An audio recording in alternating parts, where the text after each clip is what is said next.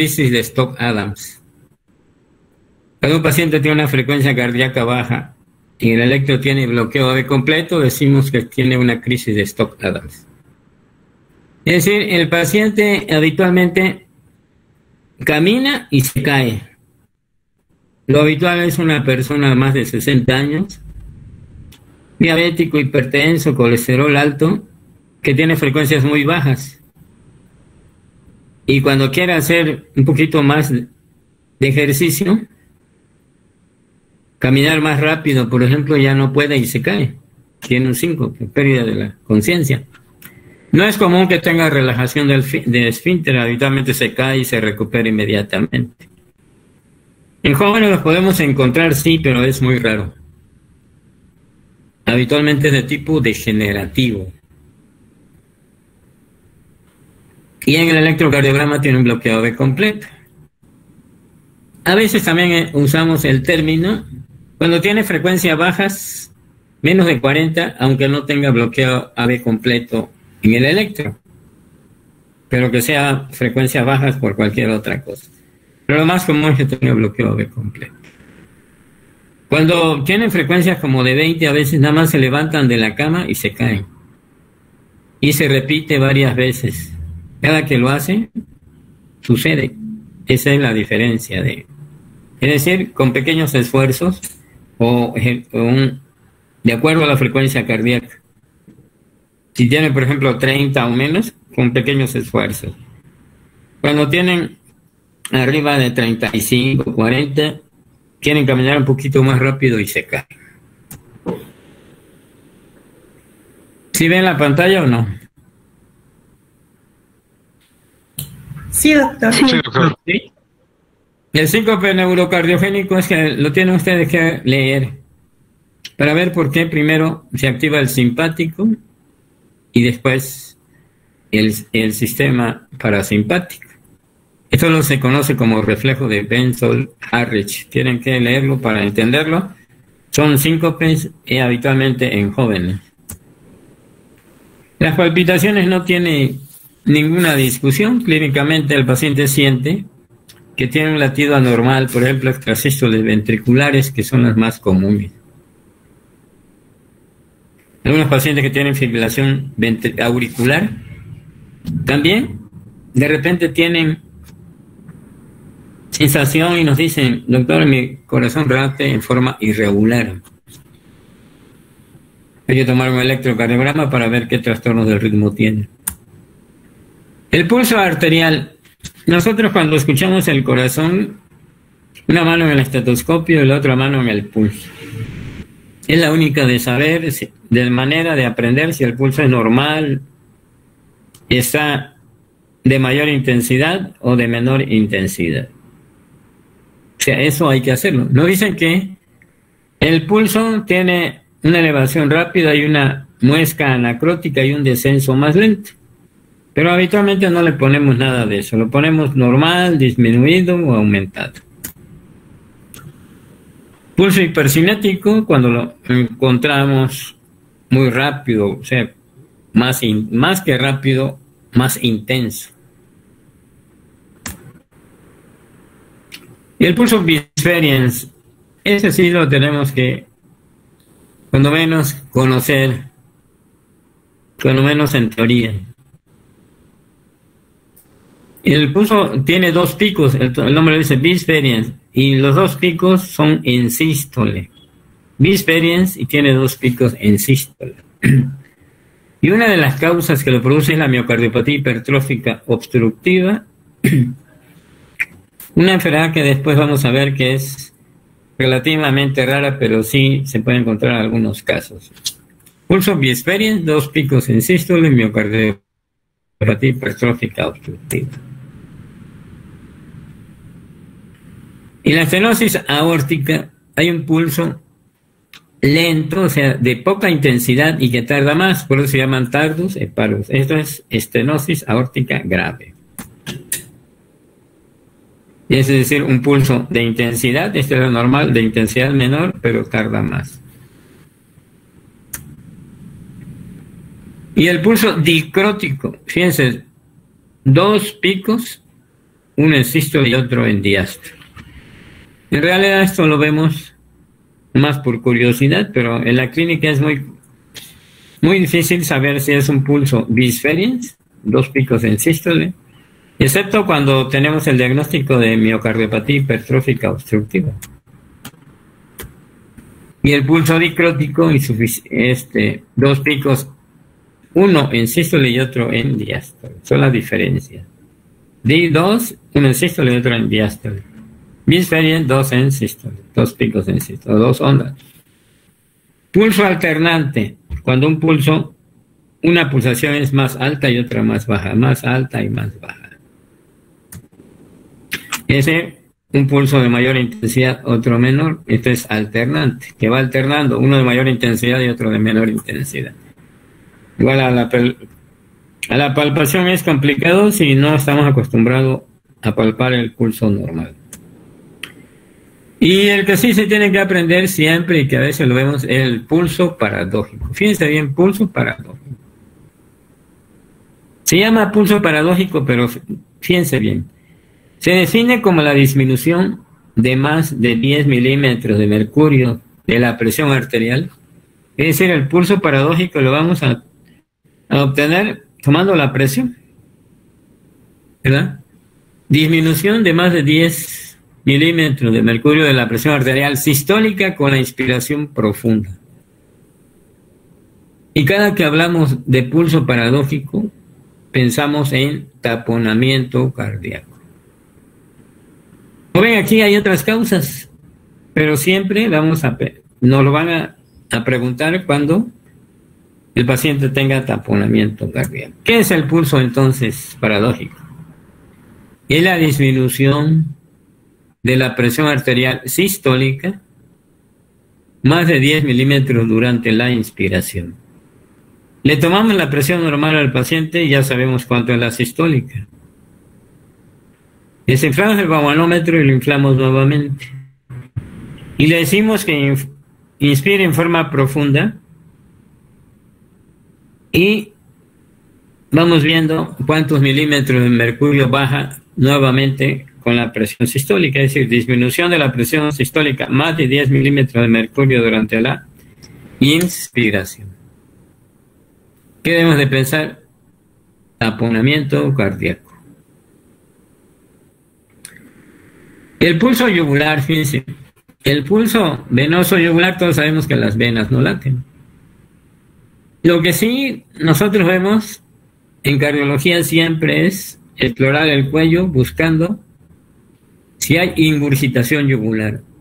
¿A cómo se pone el paciente? A 45 grados, es decir, en semi-Fowler.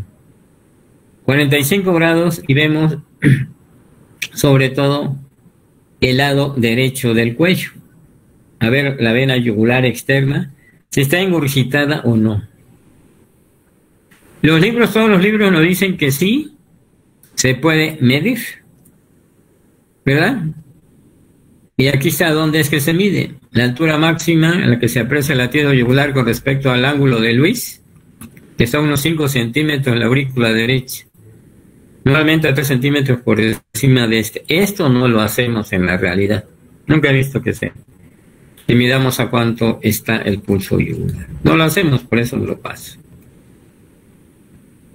Reflujo hepatoyugular. Cuando hay ingurgitación yugular, comprimimos el área hepática hacia arriba, de abajo hacia arriba, y si aumenta decimos que hay reflujo hepatoyugular.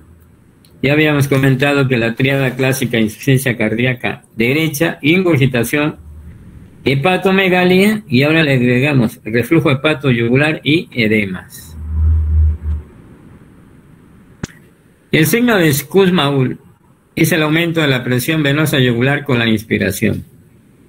Cuando el paciente inspira profundo y hay ingurgitación yugular, se eleva. Eso se llama signo de Kussmaul. Y ahora bien, vamos a ver. Acuérdense que nosotros vimos en la curva de presión de las aurículas, gran onda A, contracción de las aurículas, se inicia de la sístole, valle X, Aquí es contracción de la aurícula, entonces aquí es relajación de la aurícula. Se empieza a llenar onda B. Se abre la válvula mitral y por lo tanto se vacía la aurícula y empieza el valle Y. Entonces tenemos onda A cuando se contrae la aurícula y onda B en el momento de que se llena. Entonces onda A, contracción auricular, y onda B, llenado de las aurículas, y otros llaman llenado venoso. En ocasiones podemos ver la vena yugular externa como si estuviera latiendo. Vamos a tratar de explicar por qué puede verse, lo que se llama gran onda A.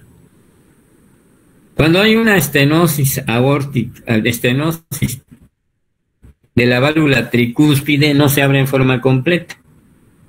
Y cuando se contrae en la aurícula, la presión obviamente es para que pase la sangre de la aurícula al ventrículo derecho. Pero como hay una estrechez importante, pasa parte para la aurícula derecha y parte hacia la vena yugular.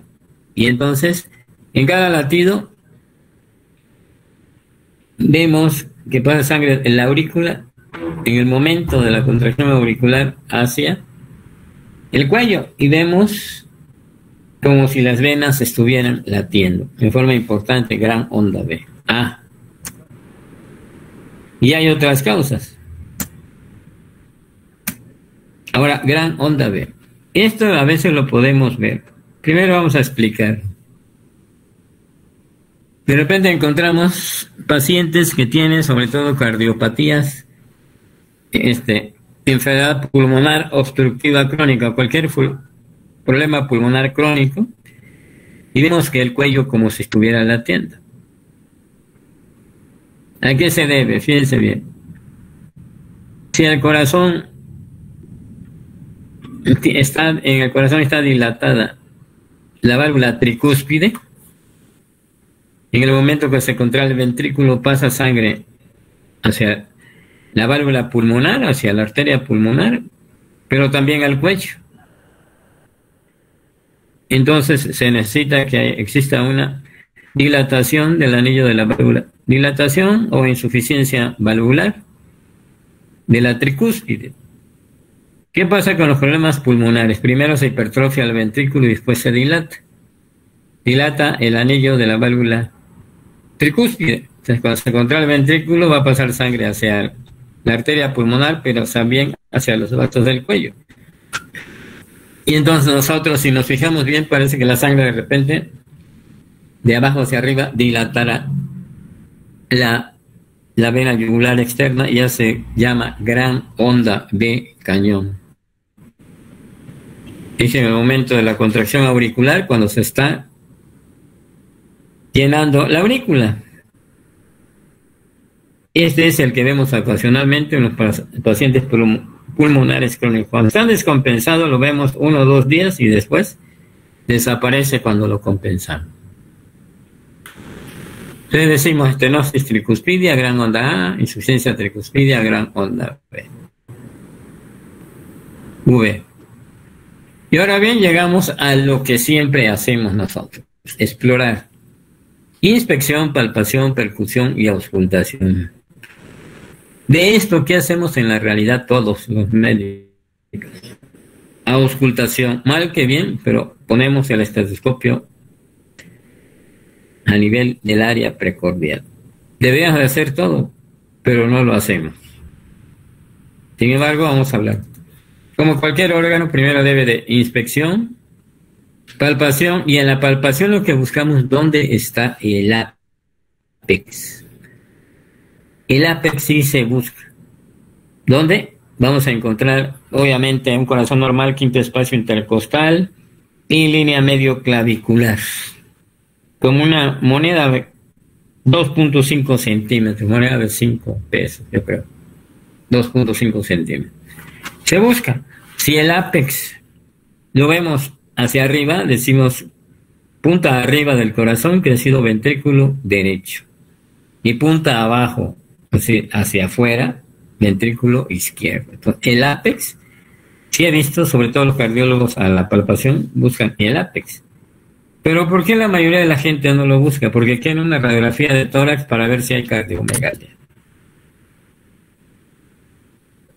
Pero pocas veces, o otro médico lo buscamos, pero sí en serio buscar el APEX y nos dará una idea de si hay cardiomegalia o no. Si hacen la realidad, pocas veces. Ahora vamos a hablar de dos maniobras. Ya habíamos hablado de una maniobra.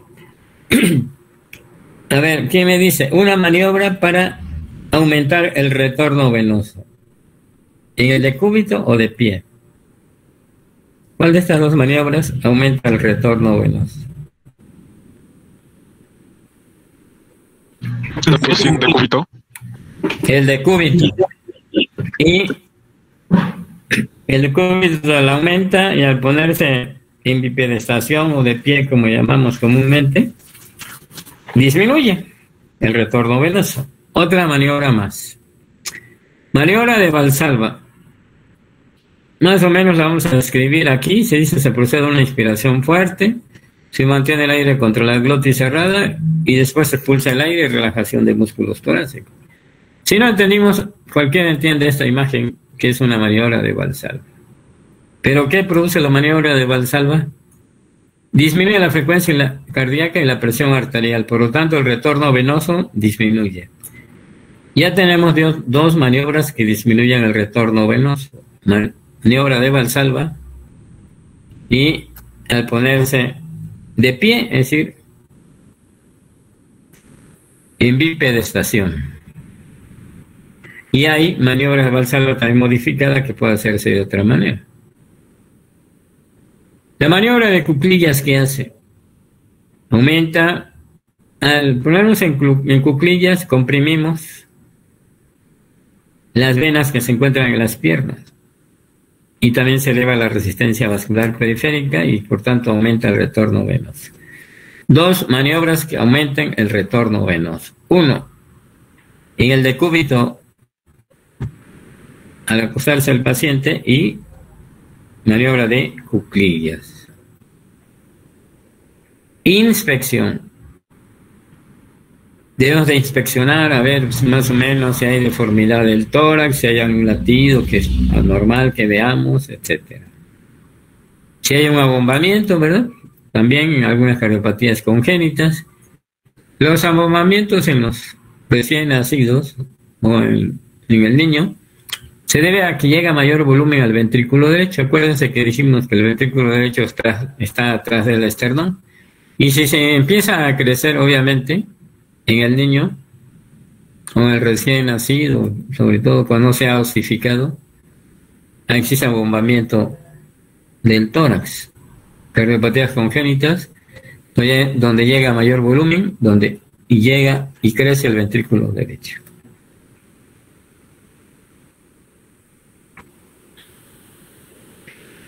Podemos ver un pectum carinatum, un pectum excavatum, etc.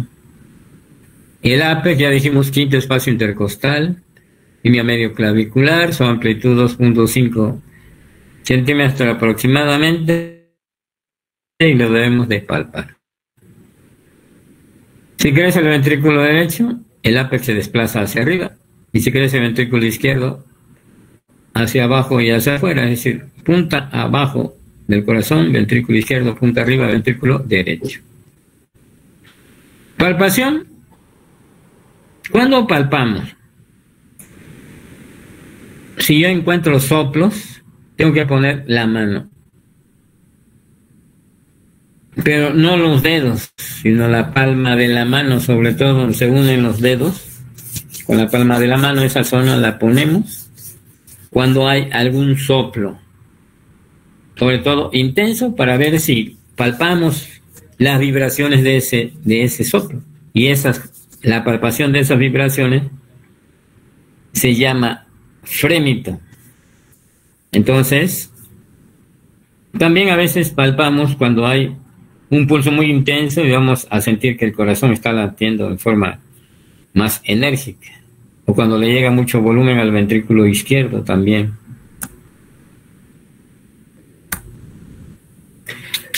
Decimos que la palpación es un soplo intenso y de tonalidad grave se llama frémito.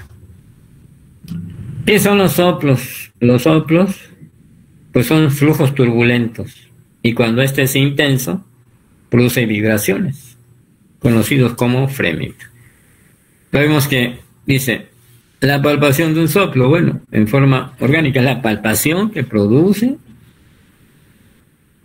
las vibraciones de un soplo. Esa sería la definición más exacta, pero genéricamente le llamamos que es la palpación de un soplo intenso y de tonalidad grave. Percutimos. ¿Realmente en la vida diaria percutimos el área cardíaca? No. No dicen que los cardiólogos sí, sobre todo en niños, pero la realidad es que no lo hacemos. Sin embargo, debemos de saber alguna zona específica. Por ejemplo, el segundo espacio intercostal junto al esternón. Si ponemos el dedo y palpamos, sentimos una pulsación.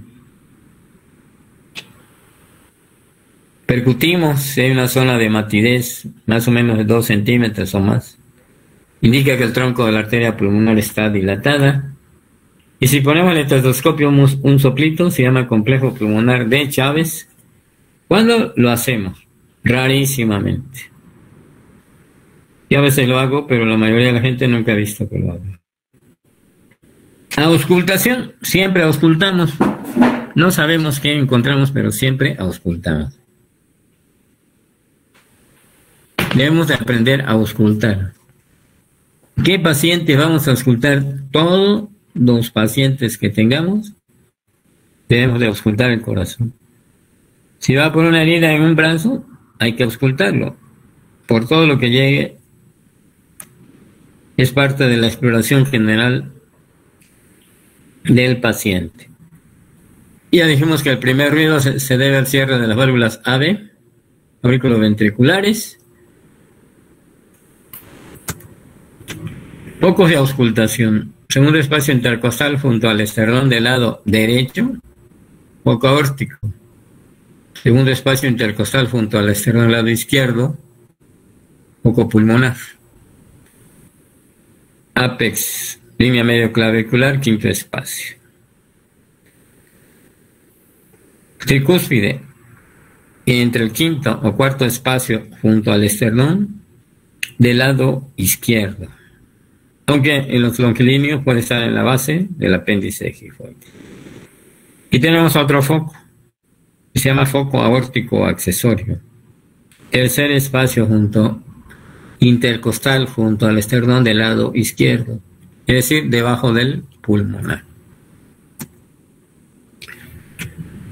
¿Qué puede producir un desdoblamiento del primer ruido? Bloqueo completo de la rama derecha del haz de His. Ese es el que vemos. Las otras cosas, como la enfermedad de Einstein, no es realmente un desdoblamiento del primer ruido. Chasquido protosistólico. El chasquido protosistólico significa la apertura de una válvula sigmoidea. Haz de cuenta que está cerrada la válvula mitral. Hay contracción isovolumétrica.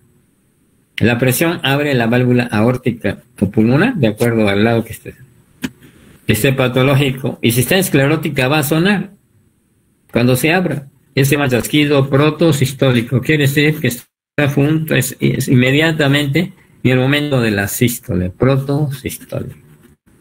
Y significa que hay una válvula sigmoidea, es decir, aórtica o pulmonar esclerótica. Desdoblamiento del primer ruido causa bloqueo completo de la rama derecha de las venas. Y el segundo ruido se ausculta mejor en el foco pulmonar. Se debe al cierre de las válvulas sigmoideas. Normalmente se auscultan los dos componentes. El aórtico es más intenso que el pulmonar por presiones. Y este cuadrito, vamos a intentar entenderlo. Para que yo pueda explorar mejor el primer ruido, debo de hacer dos maniobras. Le digo al paciente que inspire en forma profunda y lo detenga. después que saque todo el aire y lo detenga, y después que respire normal. Entonces, estamos explorando a nuestro paciente. Ya le puede preguntar, bueno, ¿existe desdoblamiento del segundo ruido en este paciente? La respuesta es, ¿ya les hice las maniobras de inspiración y expiración? No. Bueno, pues hay que hacerlas. Decúbito dorsal, lo auscultamos normalmente. Después le decimos que inspire en forma profunda y vamos a ver que está desdoblado el segundo ruido en condiciones fisiológicas. Y va a ser único en la expiración, que inspire en forma profunda y lo detenga, desdoblado. Que saque todo el aire y lo detenga, segundo ruido es único. La auscultación se llama desdoblamiento fisiológico. Obviamente, si es fisiológico, es normal. Lo podemos encontrar en los niños, en los adolescentes, sí. Si me dicen un paciente de 70 años más, probablemente ya no, porque está todo esclerótico. El desdoblamiento fisiológico, para poderlo conocer, necesito que el paciente haga la maniobra de inspiración y expiración. Desdoblado en la inspiración, único en la expiración, es desdoblamiento fisiológico. Ahora nos vamos todo al contrario, desdoblamiento paradójico. Paradójico es el Contreras, y el que le lleva la contraria a todo. Entonces, va a ser único en la inspiración, ¿sí? Segundo ruido, único en la inspiración y desdoblado en la expiración. Aparte, ven ustedes que aquí dice, primero aquí se cerró la pulmonar y después la aórtica. Vamos a poner el ejemplo clásico de estenosis aórtica grave. Pasa la sangre al ventrículo derecho. Ese mismo volumen pasa la sangre al ventrículo izquierdo, pulmón, ventrículo izquierdo. Pero como hay una estrechez de la válvula aórtica, es decir, una estenosis grave muy cerrada, ese volumen va a pasar más lento, va a pasar a mayor velocidad, pero va a tardar más. Entonces da tiempo que se cierre primero el pulmonar y después el aórtico. Desdoblamiento paradójico, único en la inspiración, desdoblado en la expiración. Y cuando escucho que está desdoblado en la inspiración y la expiración, le llamamos fijo y persistente. Quiere decir que está desdoblado en inspiración y expiración. Conclusión, desdoblamiento fisiológico, desdoblado en inspiración, único en expiración. Paradójico al revés, todo lo contrario, único en inspiración, desdoblado en expiración. Causa, estenosis aórtica grave, esa es la más común. Desdoblamiento fijo y constante del segundo ruido, la causa más común es comunicación interauricular. Interatrial, es decir, en el tabique interauricular.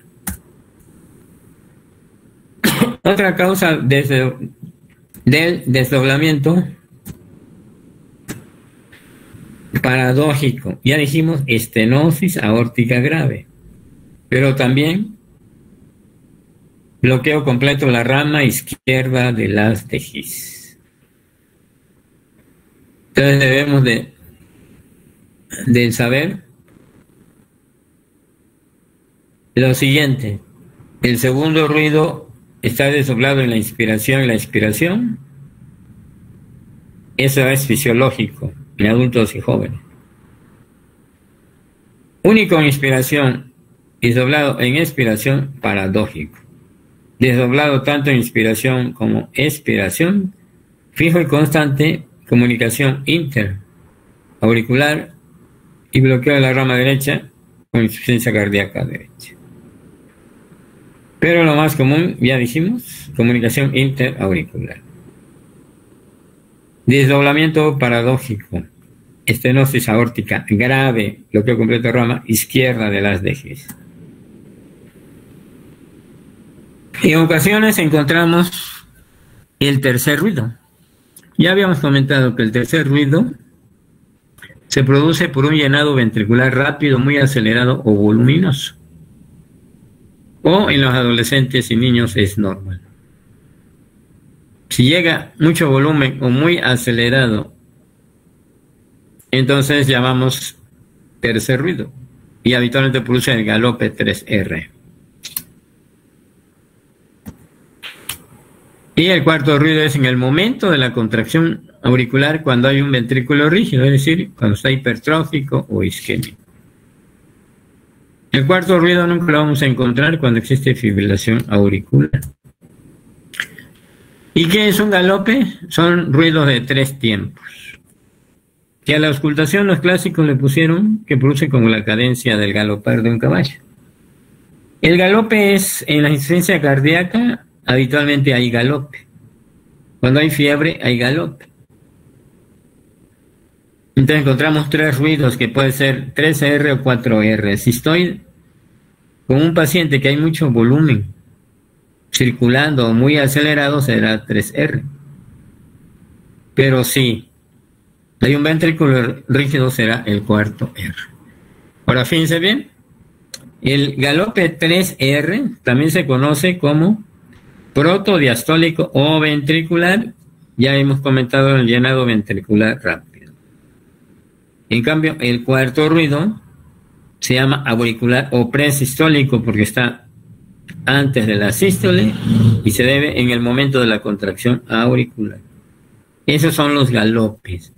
En insuficiencia cardíaca nos dicen que casi el 99% tienen galope, cuando es una insuficiencia cardíaca ya establecida. La fiebre habrá un galope 3R. Y llegamos a los soplos.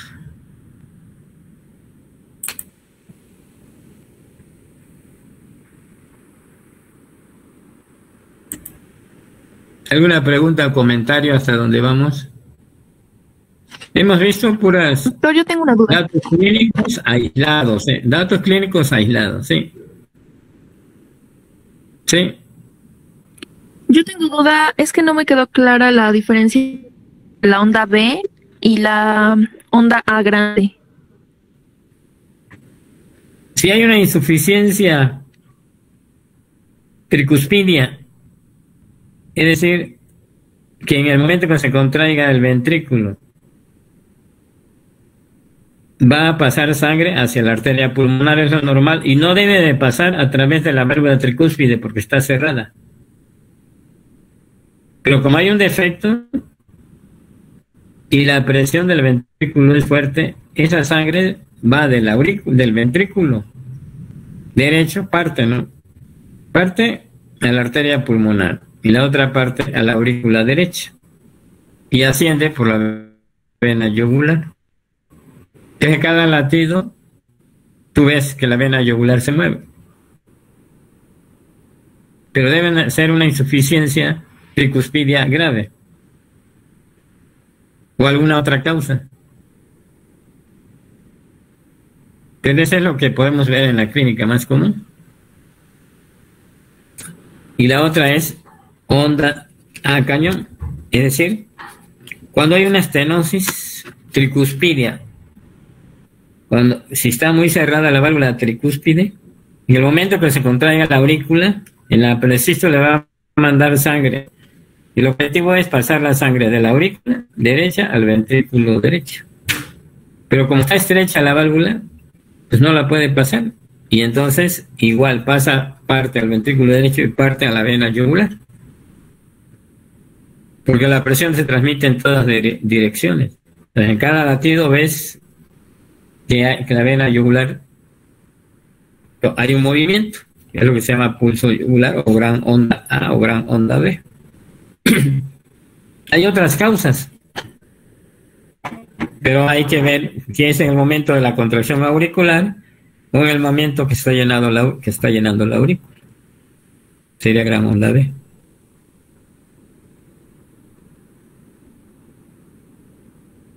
Hay una arritmia que se conoce como taquicardia de reentrada intranodal, pero es un poquito más complicado explicar aquí.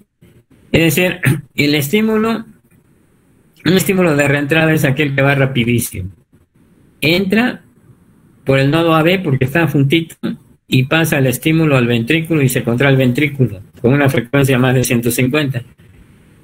Pero como es un cortocircuito, este cortocircuito pasa el estímulo a la aurícula derecha y este también se contrae.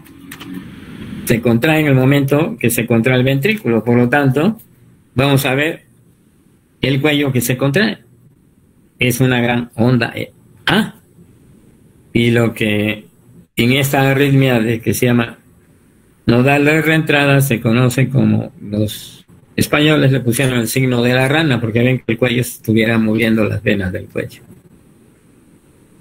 Y esa es la otra causa que lo podemos encontrar, aunque no es tan común. ¿Alguna otra pregunta? Son datos aislados nada más que vimos. La clínica general. Bueno, vamos a continuar. Ahora vamos a entrar a algo que siempre buscamos, soplos.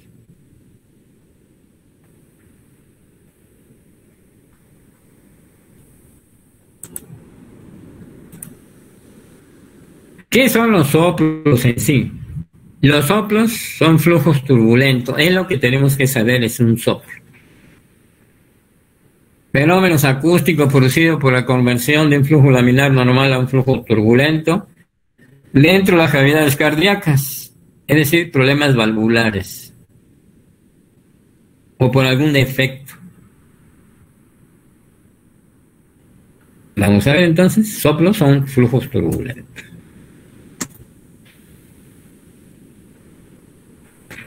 Entonces, ¿qué nos pide del soplo? Buscar donde se escuche más intenso es el epicentro. Entonces, vamos a suponer que un paciente tiene soplo siempre ausculto a los cuatro focos cardíacos. Cada quien puede empezar como quiera. Una manera sería empezar por aórtico, pulmonar, mitral y tricúspide, pero no hay un orden. Ustedes lo pueden auscultar mientras ausculten los cuatro focos. Y me da la impresión que está muy intenso a nivel del ápex, pero también lo escucho intenso a nivel del foco aórtico. ¿De qué será? Entonces, ahí el sitio tienen que ustedes decidir dónde se ausculta más. Y ese será el epicentro. Y después si es sistólico o diastólico. Ya les comenté que a auscultarlo tenemos que poner una mano en el estetoscopio y otra mano en el pulso. Si el soplo coincide en el momento del pulso, entonces es sistólico. Y si no, es diastólico. Mínimo tenemos que saber eso, ¿eh? ¿Dónde se ausculta más? Y si es sistólico o diastólico. Ya si decir que está al inicio del asiste protosistólico, la mitad mesosistólico y tal es sistólico, es más complicado. O lo sistólico, pues es más fácil. La intensidad de 1 a 4. Ellos ponen de 1 a 5, 1 a 4 es más. Pero el médico general mínimo debe saber que sea un soplo leve, moderado o severo. O le pueden poner de 1 a 4. 4 el máximo que hayan escuchado y 1 el mínimo. La tonalidad, bueno, si tienen oídos musicales sí va a ser posible, si no, no. Por ejemplo, tonalidad alta de estenosis.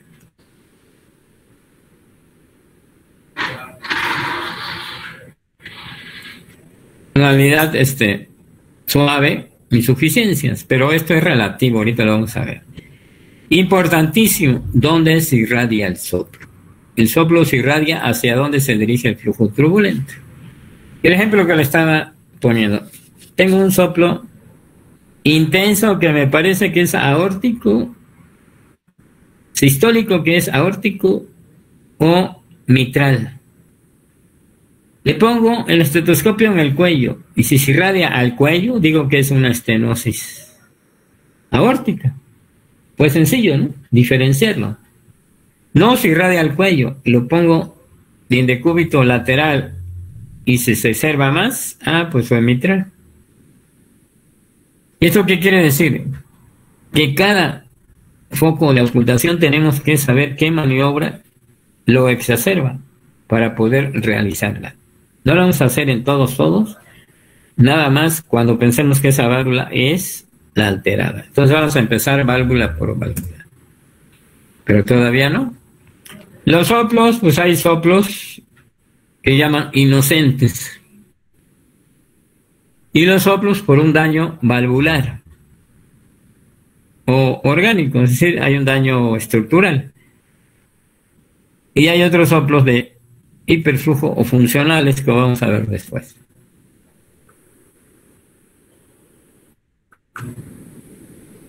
Primero vamos a ver los soplos inocentes. Se presentan en niños o adolescentes, pero fíjense las características. El niño tiene desarrollo normal en estatura y peso. Ustedes le hicieron una radiografía y un electrocardiograma y está normal. Pero le falta un soplo sistólico, un soplo, ¿verdad? Un soplo. Y hay de dos tipos los más frecuentes: el de estilo vibratorio y el sistólico pulmonar no patológico. Esos son los dos soplos sistólicos. Son los dos soplos inocentes más comunes. A ver, aquí. Soplo de estilo vibratorio. Dijimos que el niño, desarrollo, estatura y peso normal, el electro normal, tórax normal. Pero yo lo escucho, un soplito. Que este soplo debe ser al inicio o al inicio de la mitad de la sístole, es decir, protosistólico, protomesosistólico. Y el mesocardio, intensidad leve. El segundo ruido, le hago las maniobras del segundo ruido, inspiración y expiración, y hay desdoblamiento fisiológico. Está desdoblado en inspiración y único en expiración. En decúbito lo estoy explorando así acostado y está intenso. Lo pongo de pie y desaparece. Se debe producido por las vibraciones de la base de los velos pulmonares. Bien, a todos los pacientes que yo piense que tienen soplo inocente, debo hacerle un ecocardiograma. Y si el ecocardiograma es normal, ya no hay que buscarle más. Es inocente. Pero si no tenemos experiencia, todo paciente que tenga soplo, aunque sea de baja intensidad, aunque pensemos que sea inocente, hay que hacer un ecocardiograma y con eso ya ustedes y la mamá estará más tranquila. El otro, soplo sistólico pulmonar no patológico, lo mismo. El niño está sano, desarrollo, peso y estatura normal, electro normal, tórax normal, pero solo escucha un soplo en foco pulmonar igualito, al inicio de la sístole o al inicio de la mitad, protomesosistólico, suavecito. Lo ponemos a hacer ejercicio y lo encontramos más intenso. Descansa y se escucha en menor. Este se debe a aumento en las vibraciones sistólicas normales dentro de la arteria pulmonar. Y al revés, si yo encuentro un abuelito que tenga un soplo suavecito en foco aórtico, habitualmente es por esclerosis de los velos de la aorta y no le damos importancia. Si es moderado e intenso, sí puede, entonces se trata de una estenosis aórtica. Y mañana vamos a ver soplos por estenosis o insuficiencia. Estenosis. Vamos a hablar de estenosis cuando una válvula se abre en forma incompleta. ¿Para qué se abre una válvula? Para que pase la sangre. Insuficiencia cuando una válvula se cierra, pero hay un defecto. ¿Para qué se cierra? Pues para que no pase. Pero como hay un defecto, pasa la sangre. Entonces, los soplos también pueden producirse, por ejemplo, ya vimos conducto arterioso, comunicación interventricular u otros defectos. O alteraciones de un vaso como la estrechez de un vaso, que se llama coartación, por ejemplo, el de la aorta. Soplos de hiperflujo, cuando pasa mucha mucho volumen por una válvula, a veces vibra y eso se llaman soplos de hipertrofia. Funcionales es cuando la válvula no está inicialmente afectada. Un ejemplo, si se dilata el corazón, dilata los anillos valvulares y hay un soplo que se llaman soplos funcionales. El clásico es la anemia.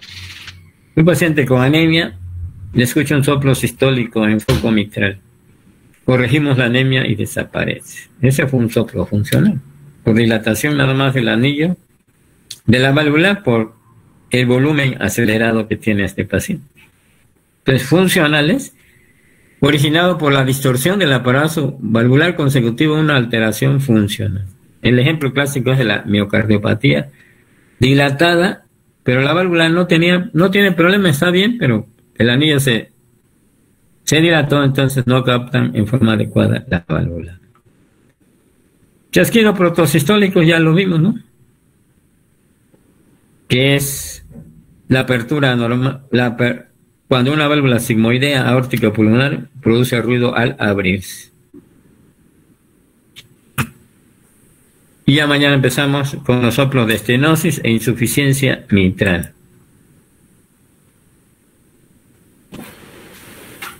Aórtica y ya después nos vamos a la pulmonar y tricúspide.